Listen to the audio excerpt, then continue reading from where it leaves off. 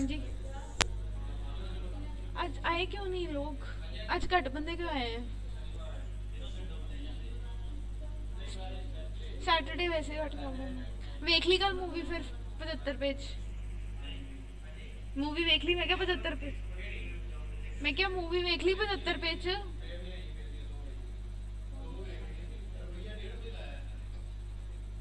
केड़ी केड़ी वेखी फिर? मो ते दूजी क्रिमिनल ये किंदी है?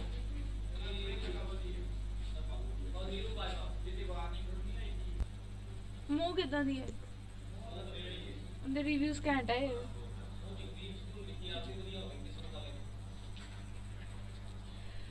हाँ जी। युद्ध अभ्यास इंडिया दी किंदे नाल सी एक्सरसाइज? कॉपी ना वेखियो। युद्ध अभ्यास, युद्ध अभ्यास मिलिट्री एक्सरसाइज इंडिया दी केड़े देश नाल सी? संप्रीति, मैत्री,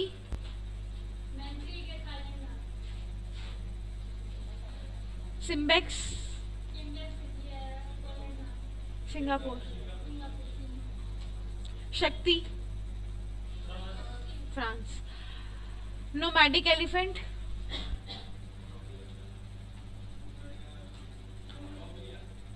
हाँ जी, मंगोलिया। एक रह गई सीगी, ये पेपर चाहिए हुई है। कास्तलिक, उज्बेकिस्तान।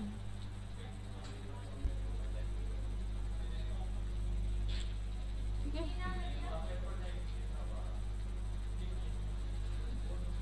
कास्तलिक,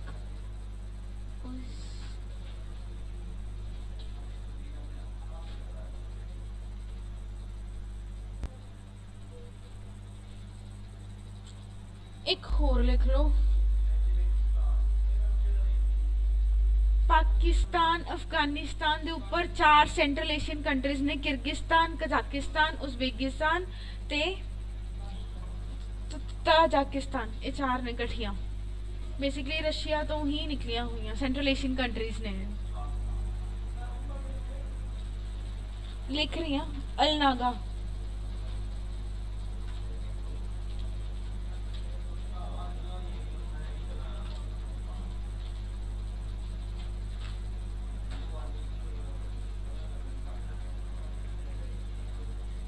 ओमान भी एक एशियन कंट्री है, वेस्टर्न एशियन कंट्री है। बेसिकली जो यूएई कंट्री है ना, जिंदी कैपिटल आबू धाबी वाली, दुबई है जिथे। बेसिकली यूएई दी नेबरिंग कंट्री है ओमान। ओमान यूएई दे बिल्कुल नाल है। ठीक है, तो ओमान दे नाल अपनी है अलनागा। अच्छा हम तुहाडे लिए होमवर्क है, जड़ियां मैं 4 कंट्रीज कही ने, Uzbekistan, Kyrgyzstan, Kazakhstan, Kyrgyzstan, Uzbekistan, इनदे विच इस्तानिस्तान पा लियो, पाकिस्तान वाला ISTAN, ते ताजिकिस्तान। इन्हां चारां दियां कैपिटल्स याद करके आओगे, क्योंकि ये 4 कंट्रीज दियां कैपिटल्स मैच द फॉलोइंग अक्सर पेपर च आंदियां। ठीक है, कि केड़ी कंट्री दी केड़ी राजधानी है। ठीक है, तो आ चारों देशों दियां राजधानियां तुसी गूगल करके याद करके लेके आओगे।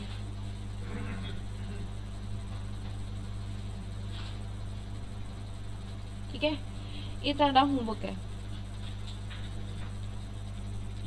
इन्हां 4 देशों दियां राजधानियां, उज्बेकिस्तान है, Kyrgyzstan KYRGYZ, Kyrgyzstan, Kazakhstan, Tajikistan.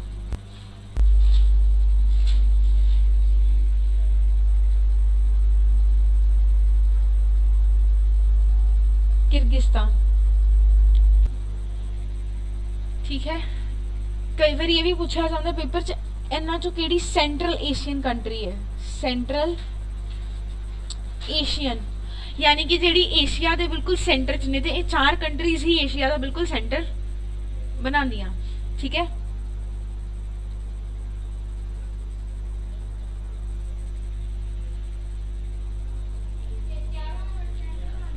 हाँ एशिया का। तो इन्हों सेंट्रल एशियन कंट्रीज क्या जाता है, तुम इन्हों कैपिटल सर्च करके याद करके आनिया ने, राजधानी इन्हों की केड़ी केड़ी है।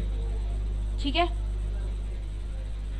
अच्छा एक एक कंट्री इदां दी है एशिया दे अंदर जिंदा कुछ पार्ट यूरोप दे अंदर है, कुछ पार्ट एशिया दे अंदर है। किहड़ी कंट्री है वो? जिन्हों मन्निया जाता है कि उनका half area is considered a part of Europe, half area Turkey, मैं कंट्री बोलती टर्की है ठीक है, टर्की इदा दी जिहड़ा है ना देश है, ये हो गया नोट, लोल हो गया, ठीक है, टर्की।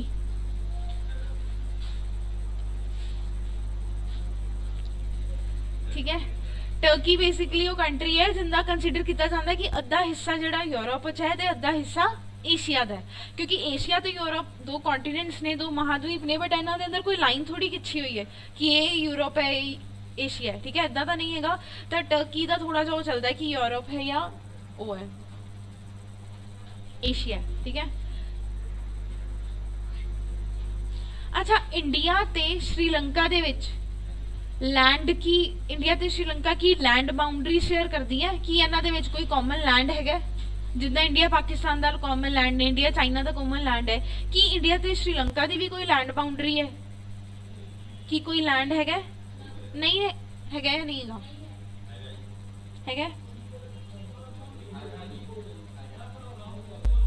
इंडिया श्रीलंका की कोई लैंड बाउंड्री है?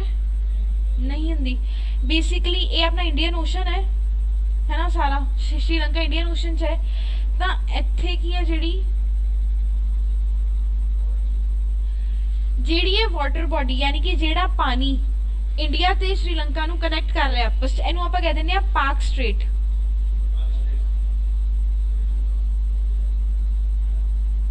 ये इंडिया है,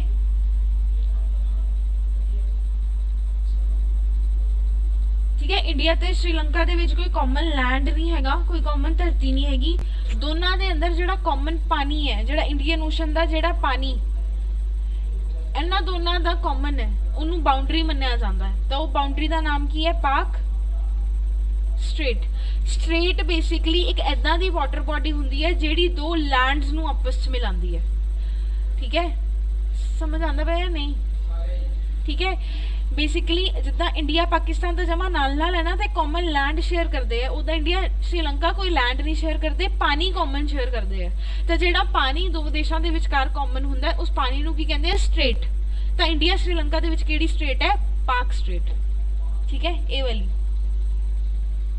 सिमिलरली पेपर च क्वेश्चन आ जाता है कि यूरोपियन साइड वाली टर्की ते एशियन साइड वाली टर्की,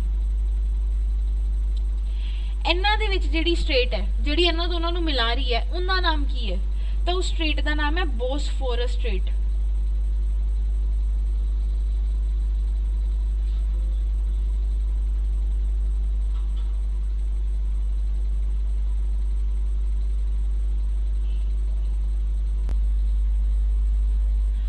क्वेश्चन आ जाता है कि बोसफोरस स्ट्रेट किनू कनैक्ट कर रही है?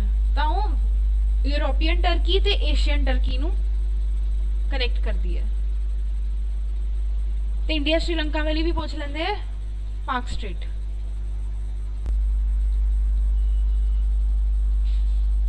क्लियर है सबनों इत्थों तक? पक्का? कर ला नेक्स्ट स्लाइड।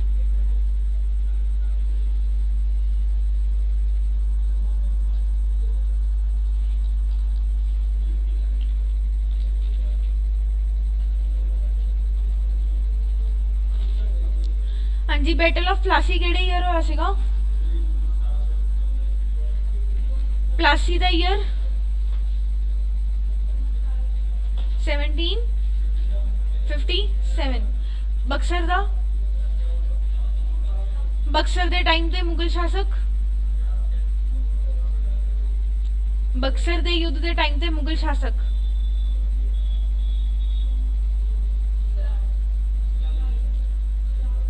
शुजाउद्दौला अवध दा सीगा। मुगल,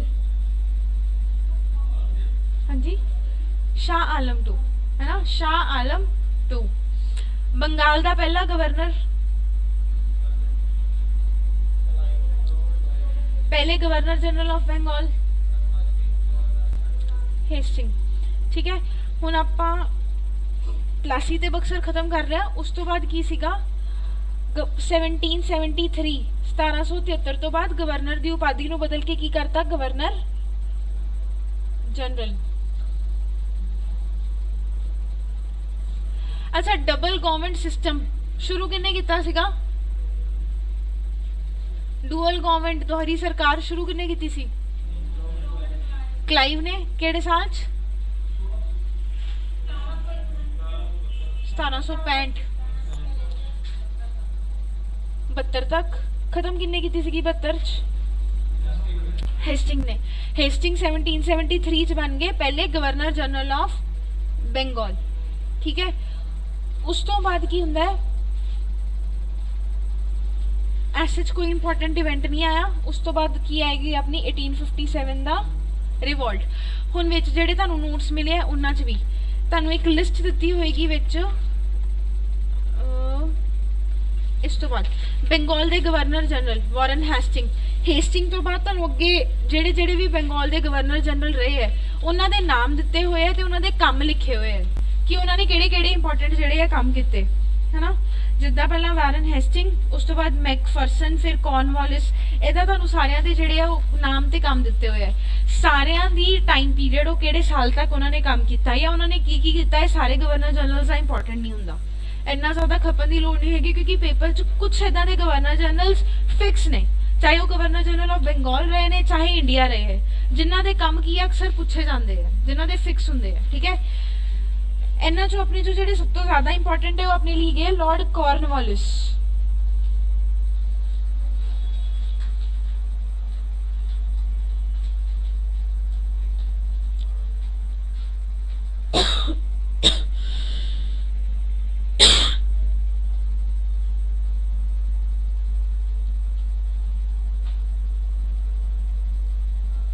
ठीक है लॉर्ड कॉर्नवालिस ये हैगे अपने लिए थोड़े जे इंपॉर्टेंट। सब तो पहली चीज तो इन्हां दी इंपॉर्टेंट है इन्हां नू father of civil services in India ठीक है क्या जानता है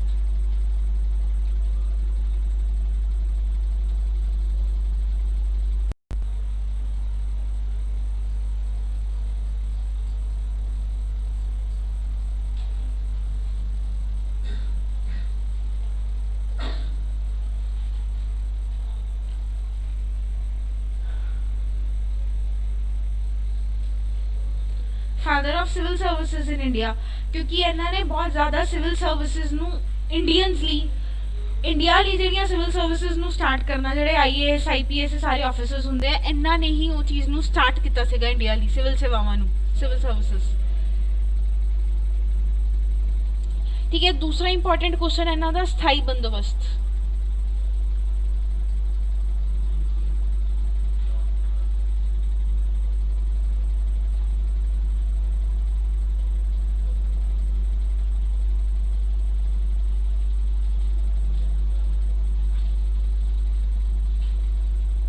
ठीक है। इन्होंने एक सिस्टम शुरू किया 1793 के अंदर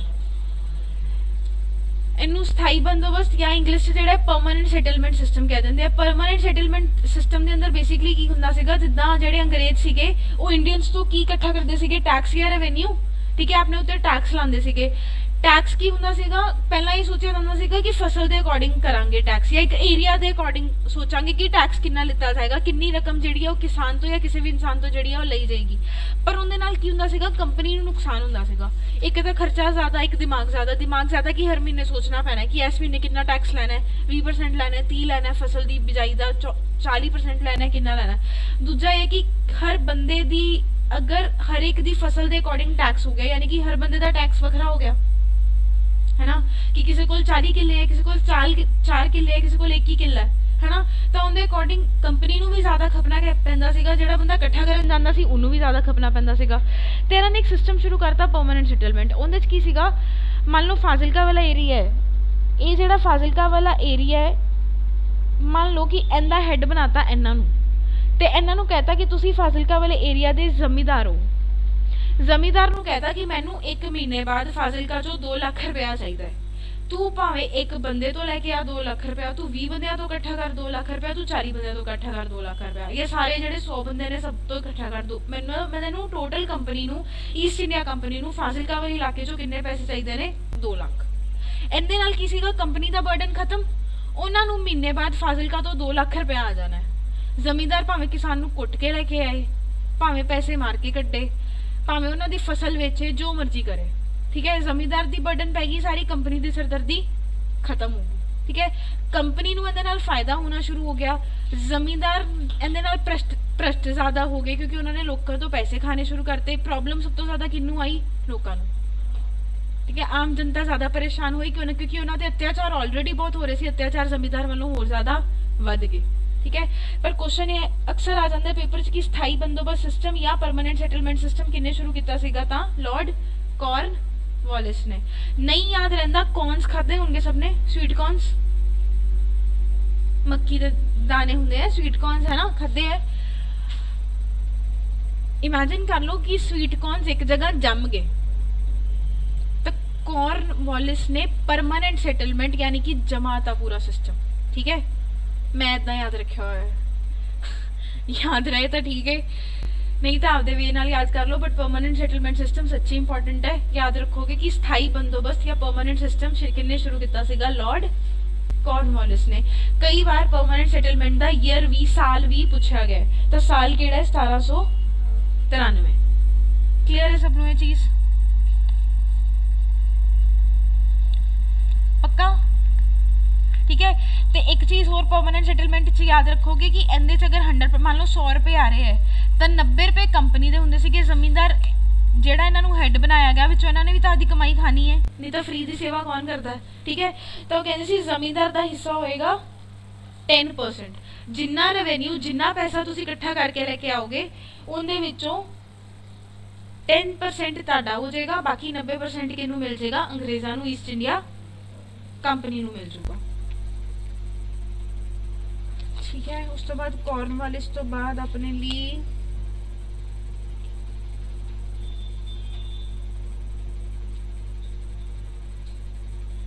कोई इंपॉर्टेंट नहीं है। एक बार ये जिन्ने भी गवर्नर जनरल जिते हैं उन्होंने रीड आउट जरूर कर लियो, ठीक है। अगर तुहानू कोई इंपॉर्टेंट चीज़ लगे तो उन्होंने हाईलाइट कर दो। सबने वो तो रखा होगा मार्कर, जो हाईलाइटर होंदा है ना, वो हाईलाइटर नाल जिहड़ियां इंपॉर्टेंट चीज़ां ने उन्होंने हिस्टरी च मार्क कर लो। उही हाईलाइटेड चीज़ां पेपर जाने तो पहला 10 वारी, 15 वारी, 20 वारी पढ़ जाओ, उही याद रहनी है, तो उही पेपर च आनी है। कोई इन्होंने पुट्ठी सीधी चीज़ नहीं पूछनी। अगर कोई पुट्ठी सीधी चीज़ पूछते ने तो याद रखो कि तुहानू नहीं आंदी, तां बाकियां नू भी नहीं आंदी। बोझ ना पाइयो पेपर च इस चीज़ का। अगर कोई पुट्ठा सीधा क्वेश्चन आ जाता है हिस्टरी के अंदर, कोई कई बार होंगे हिस्टरी के क्वेश्चन इदा के आ जाते हैं, इन्नी बरीक चीज़, इन्नी छोटी चीज़ पूछ लेंगे हैं कि एक्चुअली किसी को नहीं आती होंगी, ठीक है। तो पैनिक ना करियो। हाँ जी, उस तो बाद आगे अपने इंडिया के पहले गवर्नर जनरल,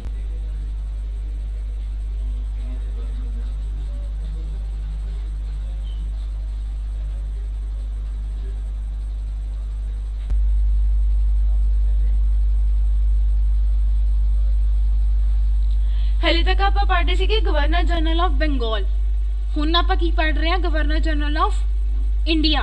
भारत के जेडे पहले गवर्नर जनरल ये कौन सीगे? विलियम बेंटिक,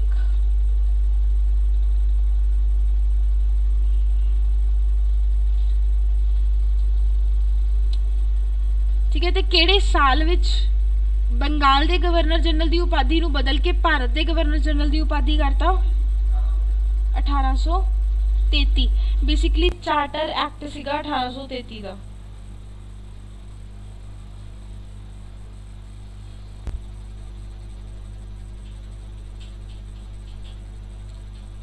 ठीक है, चार्टर एक्ट 1833 वाला इहदे which governor general of Bengal दी उपाधि नूं बदल के करता गवर्नर जनरल ऑफ इंडिया।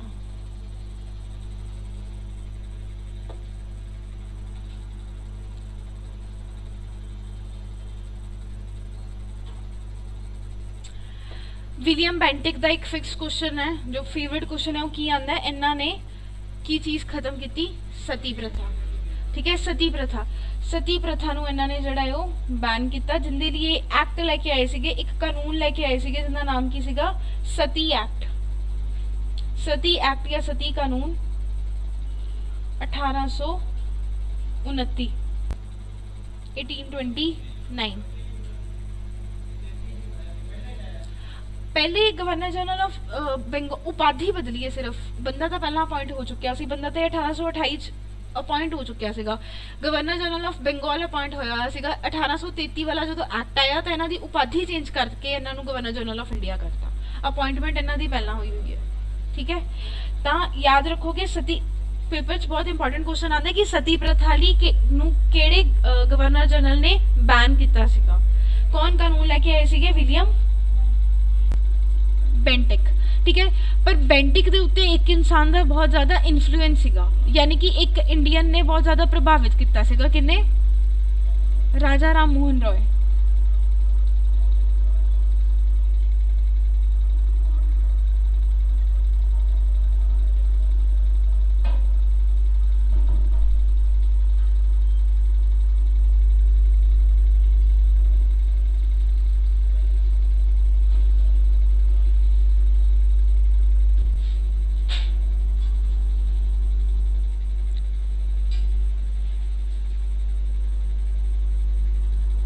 ठीक है जी, याद रहेगा ये। अच्छा, कई बार पेपर से भी क्वेश्चन आ जाता है, राजा राम मोहन राय नूं राजा दी उपाधि किहने दित्ती सी,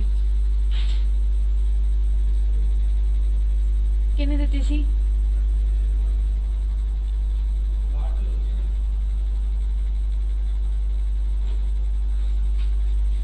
अकबर द सेकंड। मतलब जेड़ा आपां नॉर्मल अकबर पढ़दे हैं वो नहीं हैगा, बहुत बाद चो एक छोटा जिहा मुगल राजा आया सीगा अकबर द सेकंड, उन्हें राजा राम मोहन रॉय नूं उपाधि दित्ती सीगी राजा दी, ठीक है। तो कई बार पूछा जा सकता है, तो याद रखोगे। बस ये याद रखियो, अकबर वो वाला अकबर नहीं हैगा जिहड़ा आपां नॉर्मली पढ़दे हां। एक छोटा जिहा मुस्लिम राजा आया सीगा विचों, मुगल शासक, उन्हें दित्ती सीगी।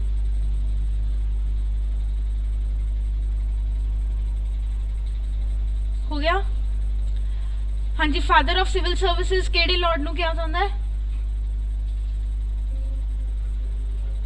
Father of civil services Cornwallis. Cornwallis ने केड़ा सिस्टम शुरू किया सीगा? परमानेंट सेटलमेंट या स्थाई बंदोबस्त सिस्टम। सती प्रथा किन्ना ने बैन की सीगी? विलियम बेंटिक ने। हाँ जी। पहले governor general of India William. First governor general of Bengal Hastings, ठीक है। जिदा जिदा चीज़ा हो रही हैं याद करते जो, ठीक है। मल्टीपल रिविजन्स देंदे जो नाल नाल घर च तां चीज़ां याद होणगियां। इक्को बारी हिस्ट्री की बुकलेट फड़ के बैठोगे या नहीं होनियां याद, ठीक है। नाल नाल चीज़ां याद करते रहो। उस तो बाद अपने जेह्ड़े इंपॉर्टेंट है चार्ल्स मेटकाफ।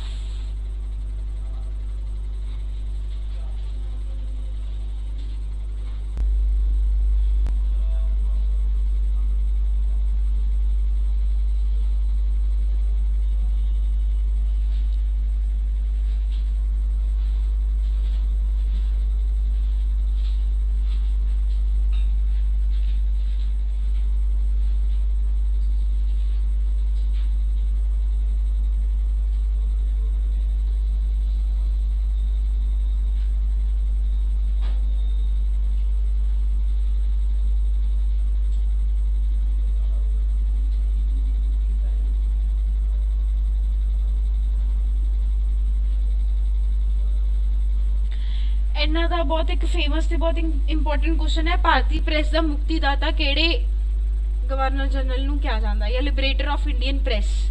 इंग्लिश के अंदर ये क्वेश्चन आ जाता है, ठीक है। तो लिबरेटर ऑफ इंडियन प्रेस या भारतीय प्रेस का मुक्तिदाता क्यों? क्योंकि इन्हां तो पहला एक लॉर्ड रहिंदे है जिहड़े कि प्रेस दे उत्ते बैन कर दिंदे है।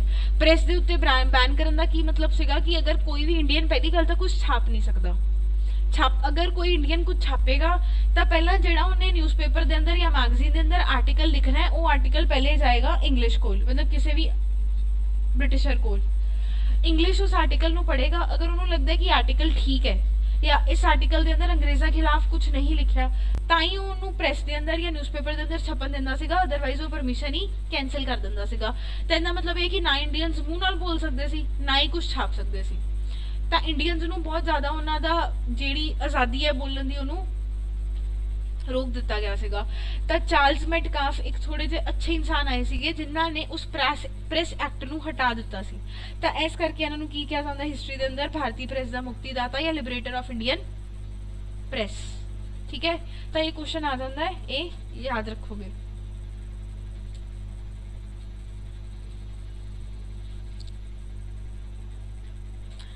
हाँ जी, हो गया नोट इतों तक पक्का? ਤੁਹਾਡੇ ਨੋਟਸ ਦੇ ਅੰਦਰ ਸਾਰੇ ਦੇ ਸਾਰੇ ਦਿੱਤੇ ਹੋਏ ਆ, ਜਿਹੜੇ ਵੀ ਗਵਰਨਰ ਜਨਰਲ ਰਹੇ ਆ ਪੜ੍ਹ ਜ਼ਰੂਰ ਸਾਰੇ ਲਈਓ। ਆਪਾਂ ਕਲਾਸ 'ਚ ਸਿਰਫ ਇੰਪੋਰਟੈਂਟ ਉਹਨਾਂ ਦੀਆਂ ਚੀਜ਼ਾਂ ਜਿਹੜੀਆਂ ਬਿਲਕੁਲ ਯਾਦ ਰੱਖਣ ਵਾਲੀਆਂ ਨੇ ਉਹ ਪੜ੍ਹ ਰਹੇ ਆ। ਠੀਕ ਹੈ, ਵਿੱਚੋਂ ਹੋ ਸਕਦਾ ਜਿਹੜੇ ਆਪਾਂ ਕਰ ਰਹੇ ਆ ਉਹਨਾਂ 'ਚੋਂ ਮੈਂ ਇੱਕ ਦੋ ਸਕਿਪ ਵੀ ਕਰ ਰਹੀ ਹਾਂ।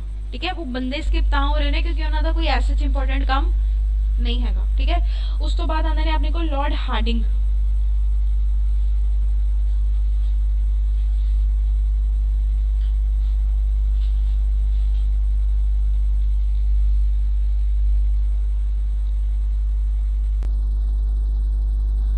ठीक है, हार्डिंग अपने लिए इंपॉर्टेंट क्यों ने? हार्डिंग अपने लिए पंजाब जीके च भी इंपॉर्टेंट हो जाते हैं। वो क्यों? क्योंकि सिखां ते अंग्रेज़ों के विच दो वॉर्स होईयां सीगियां, एंग्लो सिख वॉर है ना, एंग्लो सिख युद्ध पहला ते एंग्लो सिख युद्ध दूजा।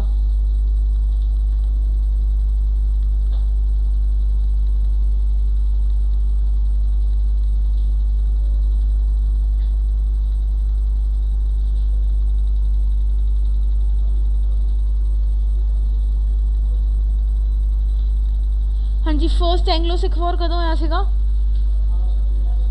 1845-46 ते दूजा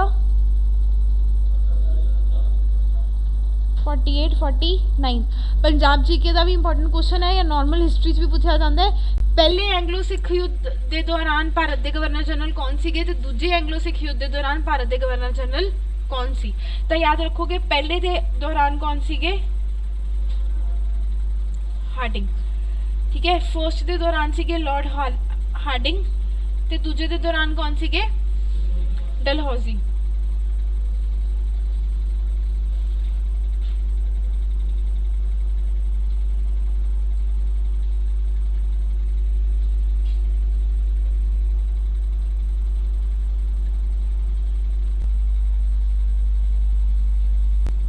इन्हां दा टाइम पीरियड आ हार्डिंग का टाइम पीरियड 44 to 48 है। ये बहुत इंपॉर्टेंट क्वेश्चन है, पंजाब जीके च अक्सर ही क्वेश्चन आता है। फर्स्ट के टाइम पे गवर्नर जनरल कौन सी ते सेकेंड ते कौन सीगे? ठीक है, फर्स्ट के टाइम पे कौन सीगे?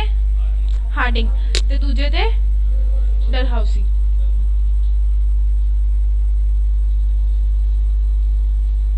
हो गया तो तक नोट हो गया?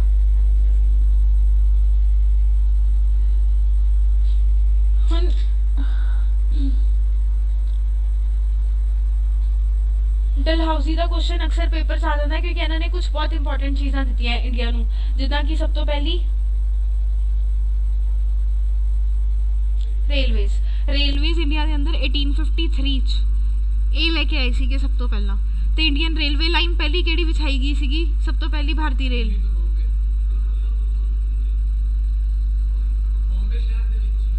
बॉम्बे टू थाने। हुण थाने बॉम्बे से आ गया, अदरवाइज 12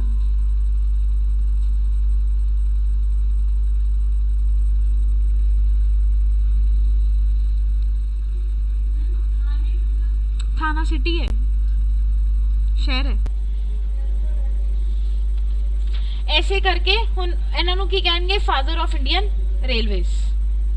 जिन्हें जो शुरू किया उन्होंने उनका फादर बनाता। ठीक है, तो फादर ऑफ इंडियन रेलवेज कौन है? डलहौजी। इस तो इलावा इन्होंने पहला पोस्ट ऑफिस, पहला टैलीग्राम। पुराने जमाने शायद आप आदे मम्मा पापा नू या किसी होर वड्डे नू गल करदे सुने तार भेजदे सीगे उन्हां दे जमाने च। एक डाक हुंदी सी, पोस्ट ऑफिस पोस्ट भेजनी, दूजी हुंदी सी तार भेजनी। ਤਾਂ ਇਹ ਹੁੰਦਾ ਤਾਰ, ਜਿਹਨੂੰ ਪੰਜਾਬੀ 'ਚ ਕਹਿ ਦਿੰਦੇ ਆ ਪਹਿਲੀ ਤਾਰ ਤੇ ਪਹਿਲੀ ਟਾਕ। ਠੀਕ ਹੈ, ਇਹ ਦੋਨੋਂ ਚੀਜ਼ਾਂ ਜਿਹੜੀਆਂ ਨੇ ਉਹ ਸਭ ਤੋਂ ਪਹਿਲਾਂ ਲਾਰਡ ਡਲਹਾਊਜ਼ੀ ਨੇ ਸ਼ੁਰੂ ਕੀਤੀਆਂ ਸੀਗੀਆਂ। ਕਿਉਂਕਿ ਪੇਪਰ 'ਚ ਕਈ ਵਾਰੀ ਕੁਐਸਚਨ ਇਦਾਂ ਵੀ ਆਇਆ ਕਿ ਲਾਰਡ ਡਲਹਾਊਜ਼ੀ ਨੇ ਇਹਨਾਂ 'ਚੋਂ ਕਿਹੜੀ ਕਿਹੜੀ ਚੀਜ਼ ਦੀ ਸ਼ੁਰੂਆਤ ਕੀਤੀ, ਤਾਂ ਆਪਾਂ ਨੂੰ ਆਪਸ਼ਨਸ ਹੋਏਗਾ ਇਹਨਾਂ 'ਚੋਂ ਕਿਹੜੀ ਚੀਜ਼ ਦੀ ਸ਼ੁਰੂਆਤ ਨਹੀਂ ਕੀਤੀ। ਠੀਕ ਹੈ, ਤਾਂ ਉਹਦੇ ਅਕੋਰਡਿੰਗ ਚੈੱਕ ਕਰੋਗੇ।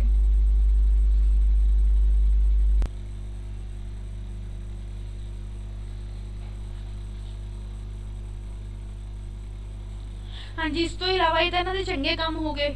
ਆਪਾਂ ਛੋਟੇ ਹੁੰਦੇ ਇਹਨਾਂ ਦੀ ਹਿਸਟਰੀ ਦੇ ਅੰਦਰ ਇੱਕ ਬਹੁਤ ਬੁਰੀ ਚੀਜ਼ ਪੜ੍ਹੀ ਸੀਗੀ ਕਿ ਇਹਨਾਂ ਨੇ ਕਿਹੜੀ ਨੀਤੀ ਸ਼ੁਰੂ ਕੀਤੀ ਸੀਗੀ। ਇਹਨਾਂ ਨੇ ਇੱਕ ਨੀਤੀ ਸ਼ੁਰੂ ਕੀਤੀ ਸੀਗੀ, ਹਾਂਜੀ, ਲੈਪਸ ਵਾਲੀ, ਹੈ ਨਾ। ਉਹਨੂੰ ਕੀ ਕਹਿੰਦੇ ਆ ਪੰਜਾਬੀ 'ਚ? ਹੜਪ ਦੀ ਨੀਤੀ।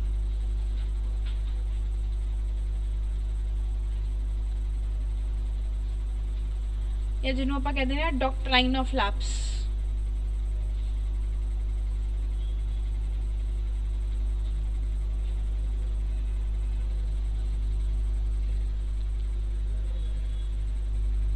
ਹਾਂਜੀ, ਇਹਦੇ 'ਚ ਕੀ ਹੁੰਦਾ ਸੀਗਾ ਹੜਪ ਦੀ ਨੀਤੀ 'ਚ?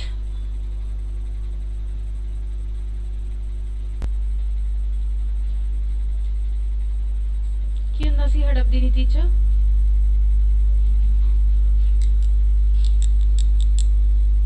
बेसिकली अगर किसी भी राजा रानी की आदि संतान नहीं हो रही तो उन्होंने आधा कोई भी बच्चा अडॉप्ट कर रखा है, तो वो कहते थे कि जो अडॉप्टेड चाइल्ड है उन्होंने फादर की प्रॉपर्टी नहीं मिलूगी।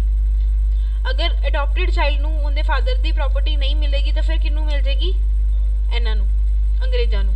मतलब सरकारी प्रॉपर्टी हो जाएगी, गवर्नमेंट वाल चली जाएगी। इहदे नाल इंडियंस दे मतलब जिहड़े बहुत सारे राजा सीगे, बहुत सारे इदां दीयां फैमिली सीगियां जिन्हां नूं सफ़र करना पिया, जिन्हां दी आदि संतान नहीं हुंदी सीगी, उन्हां दी प्रॉपर्टी ये हड़प लैंदे सीगे। ठीक है, तो हड़प दी नीति जिंदे सब तो प्राइम एग्जाम्पल ने अपने कोल झांसी की रानी।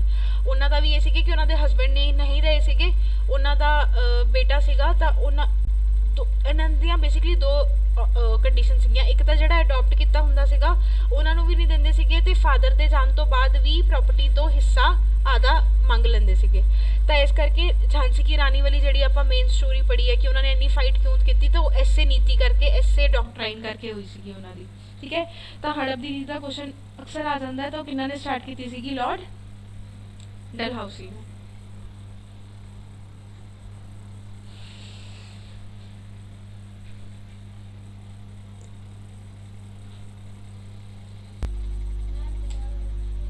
की चीज़ हड़प दी नीति सीगा कि जे किसी राजा रानी दी कोई अडॉप्टेड संतान है ना, कि उन्होंने आधा बच्चा नहीं है, ठीक है, तो उन्होंने प्रॉपर्टी फिर किंदे कोल जाएगी? अंग्रेज उन्होंने प्रॉपर्टी ते कब्जा कर लेंदे सीगे।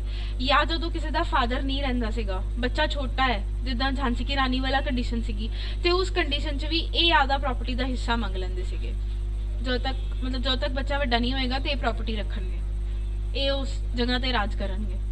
ठीक है, तो ऐसे तरीके नाल इन्होंने इंडिया दी बहुत सारिया स्टेट्स ते कब्जा भी कर लिया सीगा। झांसी की रानी ने भी इन्हों ताई फाइट दी सीगी। ठीक है,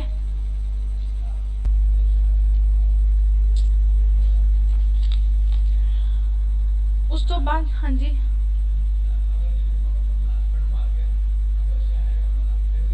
क्योंकि वो बच्चा छोटा ना हले, जदों तक वो काबिल नहीं हो जाता राजपाट संभालन दे, ये उदों तक उन्होंने प्रॉपर्टी ते आप राज करते सीगे, फिर हिस्सा ले लेंदे सी, कब्जा कर लेंदे सीगे। ठीक है, फिर अपने को आंदा 1857 दा रिवोल्ट।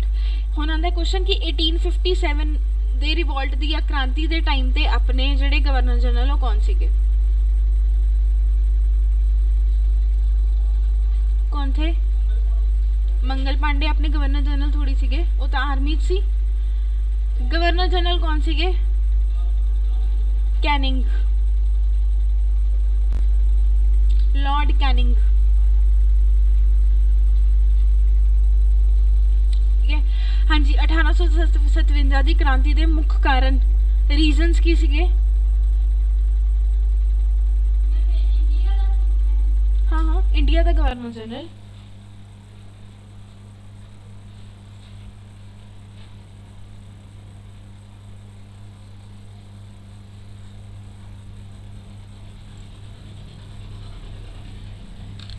हाँ जी 1857 ਦੀ ਜਿਹੜੀ ਕ੍ਰਾਂਤੀ ਹੈ ਜਿਹਨੂੰ ਆਪਾਂ first war of Indian independence ਵੀ ਕਹਿ ਦਿੰਨੇ ਆ ਕਿ ਭਾਰਤ ਦੀ ਆਜ਼ਾਦੀ ਲਈ ਜਿਹੜੀ ਭਾਰਤ ਨੇ ਪਹਿਲੀ ਫਾਈਟ ਜਾਂ ਪਹਿਲੀ ਜਿਹੜੀ ਬੈਟਲ ਕੀਤੀ ਉਹਦੇ ਮੇਨ ਰੀਜ਼ਨਸ ਕੀ ਸੀ ਈਸਟ ਇੰਡੀਆ ਕੰਪਨੀ ਕੀ ਲਿਖਿਆ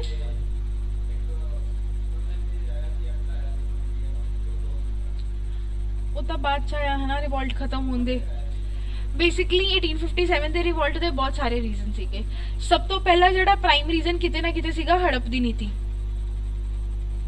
ਕਿਤੇ ਨਾ ਕਿਤੇ ਪ੍ਰਾਈਮ ਰੀਜ਼ਨ ਇਹ ਵੀ ਸੀਗਾ ਕਿਉਂਕਿ ਲੋਕ ਇੰਨੇ ਜ਼ਿਆਦਾ ਜਿਹੜੇ ਰਾਜਾ ਰਾਣੀ ਸੀਗੇ ਉਹ ਬਹੁਤ ਹੀ ਜ਼ਿਆਦਾ ਪਰੇਸ਼ਾਨ ਹੋ ਚੁੱਕੇ ਸੀਗੇ ਇਹਨਾਂ ਦੀਆਂ ਪਾਲਿਸੀਜ਼ ਤੋਂ ਕਿ ਸਾਡੀ ਆਪਦੀ ਜਾਇਦਾਦ ਹੈ ਸਾਰੀ ਉਮਰ ਅਸੀਂ ਯੁੱਧ ਕਰ ਕਰਕੇ ਅਸੀਂ ਫਾਈਟ ਕਰ ਕਰਕੇ ਇਹਨਾਂ ਦਾ ਰਾਜਪਾਟ ਬਣਾਇਆ ਤੁਸੀਂ 1 ਮਿੰਟ ਚਾਹੋਗੇ ਤੇ ਇਹ ਚੱਕ ਕੇ ਸਾਰਾ ਤੁਹਾਡਾ ਹੋ ਜਾਏਗਾ ਇਦਾਂ ਤੁਸੀਂ ਕਿੱਦਾਂ ਕਰ ਸਕਦੇ ਹੋ ਦੂਜਾ ਮੇਨ ਰੀਜ਼ਨ ਸੀਗਾ ਜਿਹੜੀਆਂ ਇਹਨਾਂ ਨੇ ਰੇਲਵੇਜ਼ ਸ਼ੁਰੂ ਕੀਤੀਆਂ ਰੇਲਵੇਜ਼ ਕਿਉਂ ਸ਼ੁਰੂ ਕੀਤੀਆਂ ਸੀਗੀਆਂ ਬ੍ਰਿਟਿਸ਼ਰਸ ਨੇ ਇੰਡੀਆ 'ਚ ਵਪਾਰ ਸੀਗਾ ਮੇਨ ਰੀਜ਼ਨ ਵਪਾਰ ਕਿਉਂਕਿ ਹੁਣ ਮੰਨ ਲਓ ਸੂਰਤ 'ਚ ਇਹਨਾਂ ਦੀ ਫੈਕਟਰੀ ਹੈ ਜਾਂ ਇਹਨਾਂ ਦੀ ਕਲਕੱਤਾ ਦੇ ਅੰਦਰ ਫੈਕਟਰੀ ਹੈ ਮਾਲ ਸੂਰਤ 'ਚ ਆ ਗਿਆ ਹੁਣ ਸੂਰਤ ਤੋਂ ਮਾਲ ਅਗਰ ਪੰਜਾਬ ਲਿਆ ਕੇ ਵੇਚਣਾ ਜਾਂ ਸੂਰਤ ਤੋਂ ਮਾਲ ਲਿਆ ਕੇ ਜਿਹੜਾ ਬੰਬੇ ਵੇਚਣਾ ਤਾਂ ਉਸ ਟਾਈਮ ਤੇ ਤਾਂ ਕੋਈ ਇੰਨੇ ਜ਼ਿਆਦਾ ਵੱਡੇ ਟਰੱਕ ਟਰਾਲੇ ਤਾਂ ਨਹੀਂ ਹੁੰਦੇ ਸੀਗੇ ਕਿ ਮਾਲ ਟਰੱਕ 'ਚ ਪਾਇਆ ਤੇ ਲੈ ਗਏ ਕਿਤੇ ਵੀ ਤਾਂ ਮੇਨ ਇਹਨਾਂ ਨੂੰ ਕੀ ਚਾਹੀਦਾ ਸੀਗਾ ਕੋਈ ਨਾ ਕੋਈ ਟਰਾਂਸਪੋਰਟ ਦਾ ਸਾਧਨ ਕਿ ਮਾਲ ਨੂੰ ਇੱਕ ਜਗ੍ਹਾ ਤੋਂ ਦੂਜੀ ਜਗ੍ਹਾ ਤੇ ਪਹੁੰਚਾਇਆ ਜਾ ਸਕੇ ਸਿਰਫ ਉਸੇ ਰੀਜ਼ਨ ਲਈ ਇਹਨਾਂ ਨੇ ਜਿਹੜੀਆਂ ਰੇਲਵੇਜ਼ ਜਿਹੜੀਆਂ ਨੇ ਉਹ ਸਟਾਰਟ ਕੀਤੀਆਂ ਸੀਗੀਆਂ ਤੇ ਰੇਲਵੇਜ਼ ਦਾ ਫਾਇਦਾ ਜਿਹੜਾ ਉਹ ਆਮ ਇਨਸਾਨ ਤੱਕ ਤਾਂ ਪਹੁੰਚ ਹੀ ਨਹੀਂ ਰਿਹਾ ਸੀਗਾ ਕਿਉਂਕਿ ਸਿਰਫ ਮਾਲ ਗੱਡੀਆਂ ਹੀ ਸੀਗੀਆਂ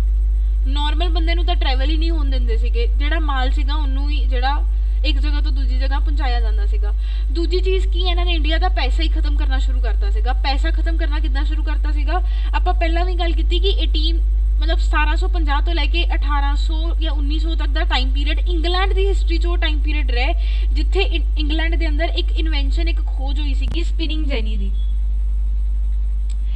ਸਪਿਨਿੰਗ ਜੈਨੀ ਉਹ ਮਸ਼ੀਨ ਸੀਗੀ ਕਿ ਜਿੰਦੇ ਨਾਲ ਬਹੁਤ ਤੇਜ਼ੀ ਨਾਲ ਕਾਟਨ ਤੋਂ ਜਿਹੜਾ ਕੱਪੜਾ ਹੈ ਉਹ ਬਣਾਇਆ ਜਾਂਦਾ ਸੀਗਾ ਇੰਗਲੈਂਡ ਵਾਲੇ ਕੀ ਕਰਦੇ ਸੀਗੇ ਇੰਡੀਆ ਤੋਂ ਕੱਚੀ ਕਾਟਨ ਜਾਂ ਕਪਾਹ ਲੈ ਕੇ ਲੈ ਜਾਂਦੇ ਸੀਗੇ ਤੇ ਉੱਥੇ ਜਾ ਕੇ ਕੱਪੜਾ ਬਣਾਉਂਦੇ ਸੀ ਉਸੇ ਕੱਪੜੇ ਨੂੰ ਇੱਥੇ ਆ ਕੇ ਇੰਡੀਆ ਵੇਚਦੇ ਸੀ ਇੰਡੀਆ ਕੋਲ ਮਸ਼ੀਨਸ ਨਹੀਂ ਸੀਗੀਆਂ ਕੱਪੜੇ ਬਣਾਉਣ ਵਾਲੀਆਂ ਆਬਵੀਅਸਲੀ ਤੁਸੀਂ ਸੋਚੋ ਕਿ ਇੱਕ ਬੰਦਾ ਚਰਖੇ ਦੀ ਹੈਲਪ ਨਾਲ ਕੱਪੜਾ ਬਣਾ ਰਿਹਾ ਹੈ ਉਹਦੀ ਇੱਕ ਤਾਂ ਇੰਨੀ ਮਿਹਨਤ ਲੱਗ ਰਹੀ ਹੈ ਦੂਸਰਾ ਉਹਦਾ ਇੰਨਾ ਜ਼ਿਆਦਾ ਟਾਈਮ ਲੱਗ ਰਿਹਾ ਆਬਵੀਅਸਲੀ ਉਹਦੀ ਕਾਸਟ ਜ਼ਿਆਦਾ ਹੋਏਗੀ ਕੱਪੜੇ ਦੀ ਇੱਕ ਬੰਦੇ ਨੇ ਇੱਕ ਸ਼ਰਟ ਇਹਦੇ ਉੱਤੇ ਤਿਆਰ ਕਰਨੀ ਹੈ ਘੱਟੋ ਘੱਟ 5 ਦਿਨ ਚਾਹੀਦੇ ਹੈ ਇੱਕ ਸ਼ਰਟ ਬਣੇਗੀ ਫਿਰ ਉਹ ਸ਼ਰਟ ਨੂੰ ਵੇਚੇਗਾ ਤਾਂ ਕਾਸਟ ਕਿੰਨੀ ਜ਼ਿਆਦਾ ਹੋਏਗੀ ਸ਼ਰਟ ਦੀ ਉੱਥੇ ਇਹ ਕੀ ਕਰਦੇ ਸੀ ਇੰਗਲੈਂਡ ਵਾਲੇ ਬਣੀ ਬਣਾਈ ਸ਼ਰਟ ਜਿਹੜੀ ਮਸ਼ੀਨ ਤੋਂ ਮਸ਼ੀਨ ਨੇ ਇੱਕ ਟਾਈਮ ਵਿੱਚ ਕਿੰਨੀਆਂ ਸ਼ਰਟਸ ਬਣਾ ਦੇਣੀਆਂ ਆਬਵੀਅਸਲੀ ਇਹਨਾਂ ਦੀ ਕਾਸਟ ਘੱਟ ਹੈ ਇਹਨਾਂ ਨੇ ਉਹੀ ਸ਼ਰਟ ਇੱਥੇ ਲਿਆ ਕੇ ਕੀ ਵੇਚ ਦੇਣੀ ਹੈ ਸਸਤੀ ਜਿਹਦੇ ਨਾਲ ਕੀ ਸੀਗਾ ਇੰਡੀਆ ਦੇ ਬਿਜ਼ਨਸਮੈਨ ਜਾਂ ਜਿਹੜੇ ਇੰਡੀਆ ਦੇ ਵਪਾਰੀ ਸੀ ਜਾਂ ਇੰਡੀਆ ਦੇ ਟ੍ਰੇਡਰ ਸੀਗੇ ਉਹਨਾਂ ਦਾ ਤਾਂ ਕੰਮ ਹੀ ਖਤਮ ਹੋ ਗਿਆ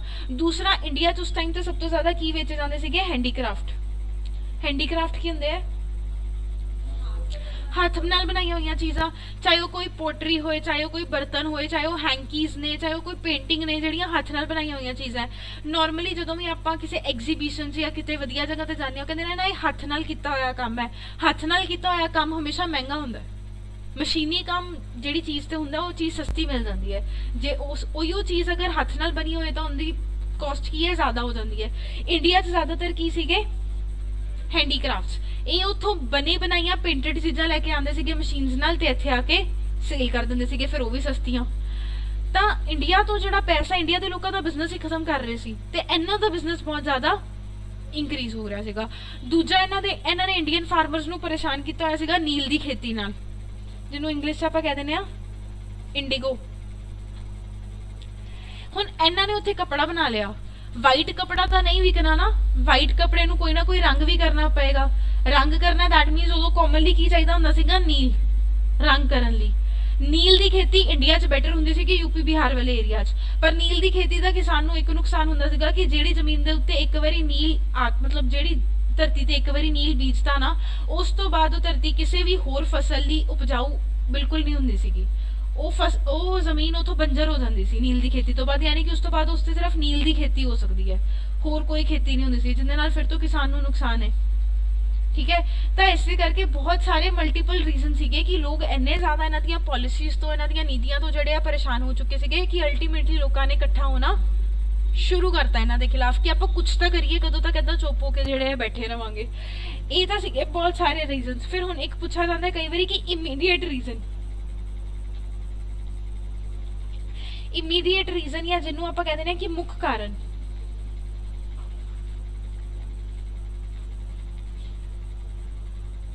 ਹਾਂਜੀ, ਸਭ ਤੋਂ ਜ਼ਿਆਦਾ ਮੁੱਖ ਕਾਰਨ ਕੀ ਸੀਗਾ ਜਿਹੜਾ ਰਿਵੋਲਟ ਦਾ ਰੀਜ਼ਨ ਬਣਿਆ? ਰਾਈਫਲ।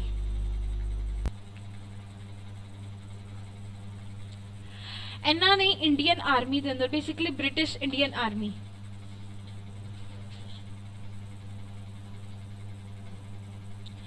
ਇਹਨਾਂ ਨੇ ਬ੍ਰਿਟਿਸ਼ ਇੰਡੀਅਨ ਆਰਮੀ ਦੇ ਅੰਦਰ ਇੱਕ ਇਦਾਂ ਦੀ ਬੰਦੂਕ, ਇੱਕ ਇਦਾਂ ਦੀ ਰਾਈਫਲ ਲਾਂਚ ਕੀਤੀ ਜਿੰਦੀ, ਉਹਨੂੰ ਕੀ ਕਹਿੰਦੇ ਨੇ,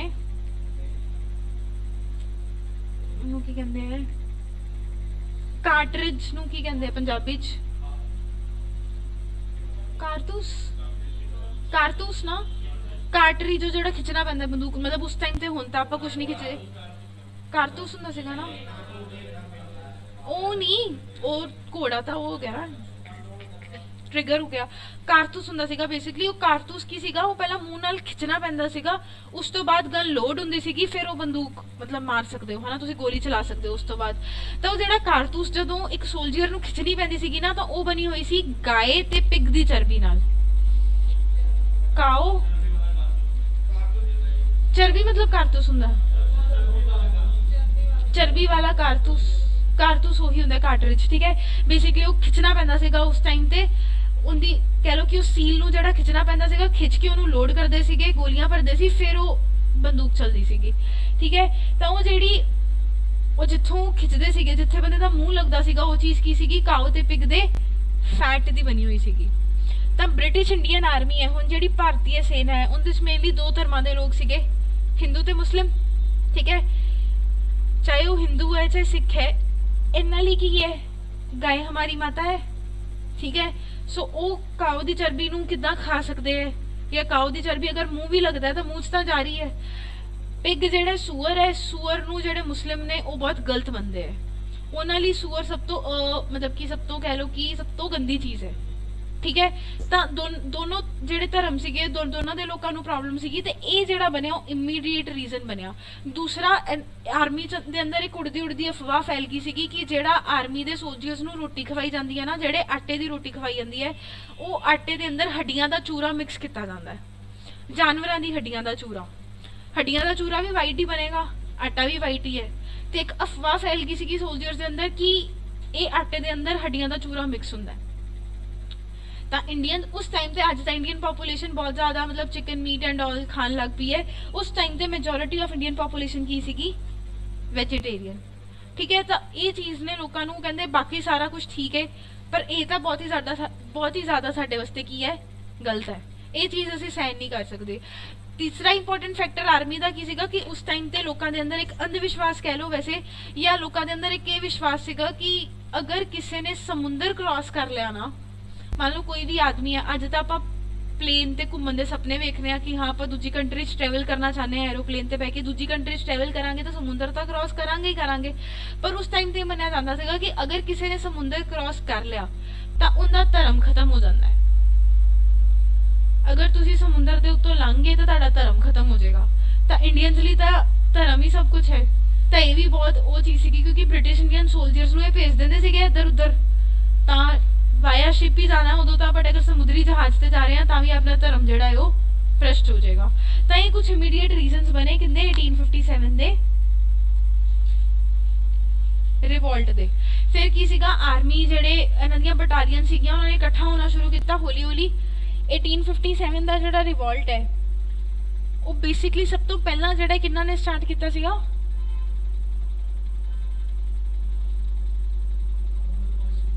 ਮੰਗਲ ਪਾਂਡੇ। ਮੰਗਲ ਪਾਂਡੇ ਕਿਹੜੀ ਆਰਮੀ ਕੈਂਟੋਨਮੈਂਟ ਦੇ ਮਤਲਬ ਹੈਡ ਸੀਗੇ ਸੋਲਜਰ? ਬੈਰਕਪੁਰ ਛਾਵਨੀ।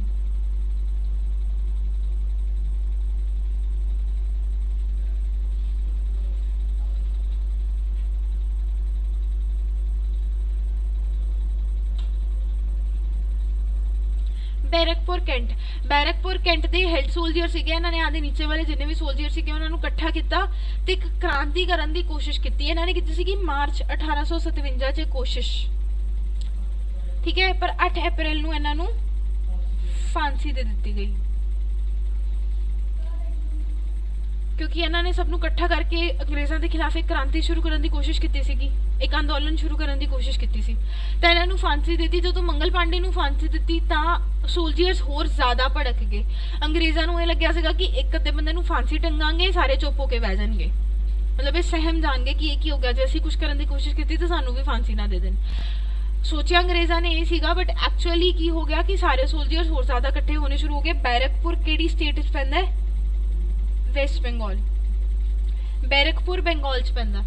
फिर हौली हौली जिहड़ी क्रांति है बंगाल के सोल्जर्स इकट्ठे होए, बंगाल तो सोल्जर्स इकट्ठे हो गए। उदों बिहार भी बंगाल का ही पार्ट सीगा, ठीक है। बंगाल तो चले यूपी, यूपी तो आए दिल्ली। तो ये मनिया जाता है कि सेंटर ऑफ द रिवोल्ट या रिवोल्ट जिथों शुरू होया क्रांति वो किहड़ी जगह सीगी? मेरठ। बैरकपुर छावनी तो मंगल पांडे ने स्टार्टिंग की थी, बट सोल्जर्स ने इकट्ठे होके एक मार्च या एक जिहड़ी यात्रा है वो किथों शुरू की थी? मेरठ तो 10 मई 1857 10 मई 1857 ਨੂੰ ਸਟਾਰਟਿੰਗ ਡੇ ਆਫ ਰਿਵੋਲਟ ਮੰਨਿਆ ਜਾਂਦਾ ਹੈ 1857 ਦਾ, ਜਦੋਂ ਸਾਰੇ ਸੋਲਜਰਸ ਨੇ ਇਕੱਠੇ ਹੋ ਕੇ ਮੇਰਠ ਤੋਂ ਇੱਕ ਮਾਰਚ ਕਰਨੀ ਸਟਾਰਟ ਕੀਤੀ ਸੀ, ਯਾਨੀ ਕਿ ਮੇਰਠ ਤੋਂ ਇੱਕ ਯਾਤਰਾ ਸ਼ੁਰੂ ਕੀਤੀ ਸੀ ਦਿੱਲੀ ਵੱਲ। ਠੀਕ ਹੈ, क्लियर है सबनों इत्थों तक? पक्का हो गया नोट? ठीक है, ऐसे करके क्योंकि ये यात्रा जिहड़ी है वो किते ना किते बंगाल, बिहार, यूपी, दिल्ली चली सी, ऐसे करके यही जिहड़ा नॉर्थ इंडिया है वही की रह गया एक हब ऑफ रिवोल्ट या कि जिन्होंने आपां कहने केंद्र। हाँ जी, 1857 की क्रांति के टाइम पे मुगल शासक कौन सीगे? जिन्ना कोले सारे सोल्जर्स इकट्ठे होकर चले सीगे। एक्चुअली सब सोल्जर्स ने सोचा की सीगा कि आपां जाने आ मुगल राजा कोल, मुगल राजा नूं कवांगे हाँ जी तुसीं साडे हैड हो रिवोल्ट दे ते रिवोल्ट संभालो, तुसीं साडे मुखिया हो। कौन सीगे? बहादुर शाह जफर।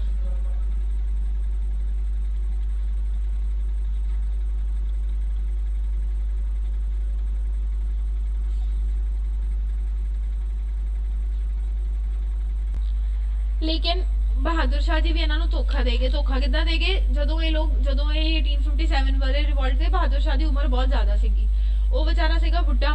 जो उन्हें कहा कि यार इन्ने सारे लोग इकट्ठे होकर मैनू आदा हैड बना देंगे, तो उन्होंने लग्या कि अगर अंग्रेजों के खिलाफ इन्होंने ये डिक्लेयर करता कि मैं हैड हाँ तो अंग्रेजों ने मैं तो छड़ना ही नहीं।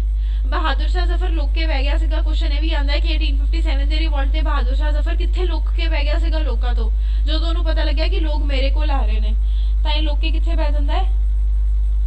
रेड फोर्ट, लाल किले।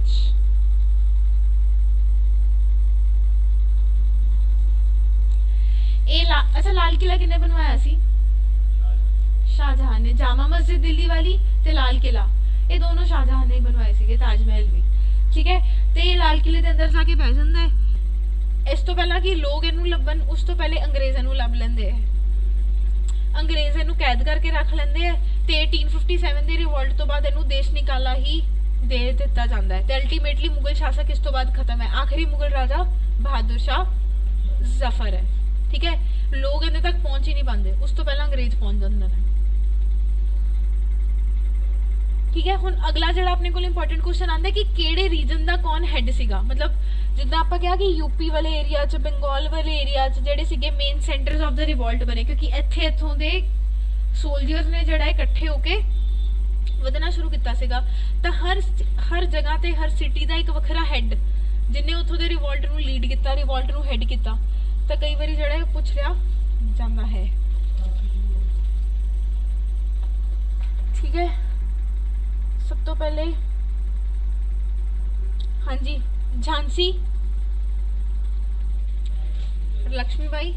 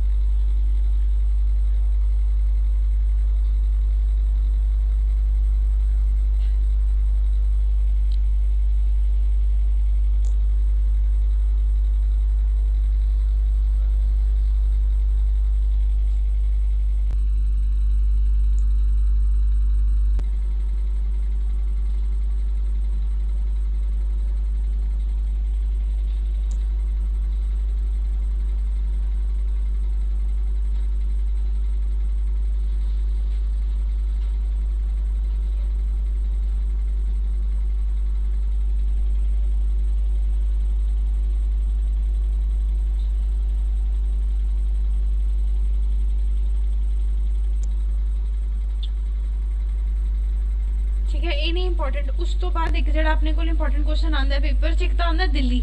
दिल्ली के अंदर जी 1857 की क्रांति है उन्होंने किने दबा दिता सीगा, किहड़े अंग्रेज ने 1857 की क्रांति नूं दिल्ली चों दबा दिता सीगा। दिल्ली वाला बंदा कौन सीगा? हडसन।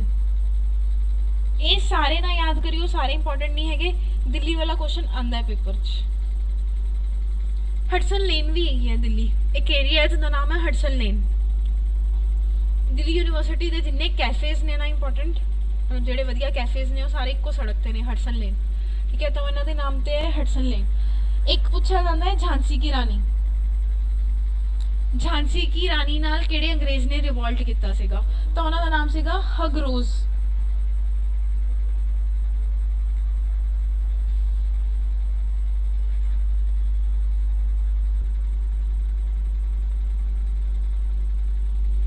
ठीक है, ये दो ही पूछे जाते हैं, बाकी अंग्रेज नहीं पूछे जाते।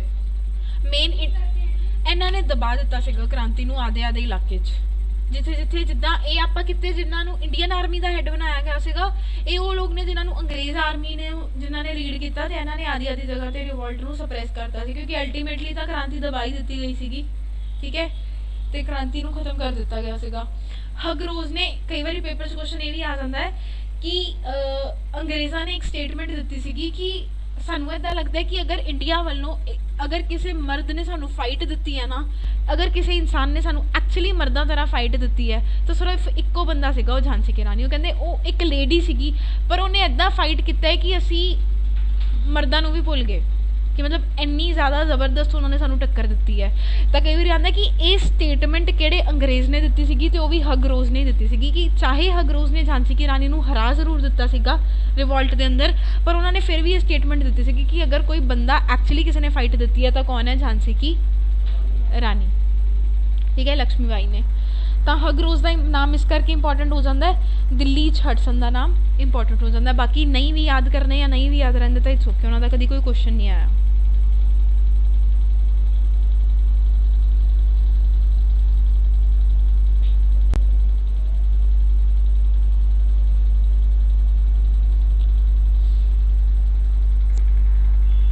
ठीक है जी। अच्छा, झांसी की रानी का बचपन का नाम मणिकर्णिका है, मनु, मतलब बचपन का नाम इज मनु। ठीक है, तो केड़े केड़े एरिया ने रिवोल्ट ऑफ 1857 च हिस्सा नहीं लिता सीगा? भारत के केड़े इलाके ने? पंजाब ने हिस्सा नहीं लिता। पंजाब ने हिस्सा क्यों नहीं लिता? बेसिकली अपने लिए पंजाब ज़्यादा इंपॉर्टेंट है, तो पंजाब ने हिस्सा क्यों नहीं लिता? एक तो आप दोनों एंग्लो सिख युद्ध हार चुके थे। पंजाब सीगा जो ब्रिटिश प्रोविंस यानी कि ब्रिटिशों के अधीन एक प्रांत बन चुका सीगा। ठीक है, दूजी चीज़ है पंजाब च एक पोलिटिकल पार्टी, एक राजनीति पार्टी सीगी unionist party of India. Unionist party of India उस पार्टी ने रिवोल्ट तो मतलब कि मुँह फेर लिया सीगा। उस पार्टी ने मना करता सीगा कि असी क्रांति हिस्सा नहीं लवांगे। ठीक है, हाँ जी। हुण रिवोल्ट ऑफ 1857 सक्सैसफुल रहा कि फेलियर रहा? सक्सेस सीगा, सफलता सीगा कि असफलता बनिया?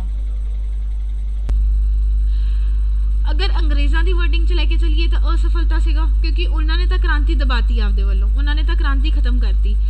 अच्छा, ये क्रांति दबान दे या खत्म होने के मेन रीजनस क्यों तुहानूं लगता है कि ये रिवोल्ट जिहड़ा है वो सक्सैसफुल नहीं रहा? क्यों इन्ना ज़्यादा सक्सैसफुल नहीं सीगा? एकता की है, एकता घट है। एकता घट कितना है कि कला यूपी बिहार दिल्ली वाला इलाका फाइट कर रहा है, बाकी इलाके क्यों नहीं नाल आए? बाकी रीजनस ने क्यों फाइट नहीं किया? दूजा मेन रीजन ये सीगा कि देखो आप पढ़िया कि हर जगह ते अलग अलग बंदा फाइट कर रहा है, अलग अलग आर्मी नू लीड कर रहा है, तो बंदे कभी आपस च भी नहीं मिले, कोई किसी नू नहीं जानता। हर किसी का विद्रोह का रीजन आपका पर्सनल सीगा, किसी नू पेंशन नहीं मिल रही, जिद्दां इन्हां दा मेन रीजन सीगा रिवोल्ट करन दा कि इन्हां नू पेंशन नहीं ला रहे सीगे। झांसी की रानी का मेन रीजन की सीगा कि इन्हां दे बेटे नू उन्हां दी प्रॉपर्टी नहीं दे रहे। ठीक है, तो हर किसी का वखरा वखरा रीजन सीगा फाइट का। जदों आपां सारे एक कॉमन चीज़ लिए फाइट करते हैं तो वो चीज़ आपां नू जल्दी मिल जाती है। जे उही हर एक बंदा आदि आदि पर्सनल चीज़ लिए फाइट करता रहेगा तो किसी नू भी अल्टीमेटली कुछ नहीं मिलना।